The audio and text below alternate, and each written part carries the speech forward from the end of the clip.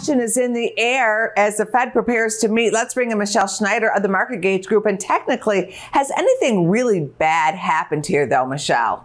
Well, I think it's a great question because obviously Monday was a mess, and a lot of it had to do with two things. One coming up this week is the FOMC meeting.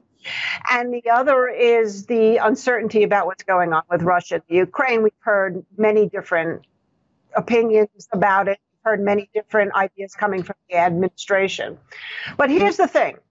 I still am holding on to the idea of a trading range that will be established this year, not unlike what we saw back in the late 60s when the Dow reached 1,000, went down to 600, and then basically for a very long time traded within that range. It's very possible, though, looking at the Dow instead this year, I'd like to look at the IWM, the Russell 2000. In January 2021, that low was 190.94.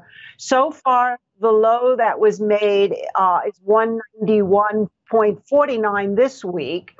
If that maintains, I wouldn't necessarily get bullish, but I would think that there's still good economic reasons out there to not think recession end of days, but yet enough for us to maybe establish a trading range, with conditions being that most investors will have to get a lot more nimble as opposed to passively buying and holding. As I mentioned, the Fed is meeting this week, so do you have any trades that are tied to the Fed?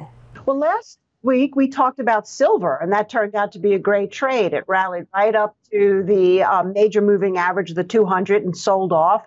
It's sort of hanging above the 50. So I continue to look at silver, but even more so, I'm very interested in gold.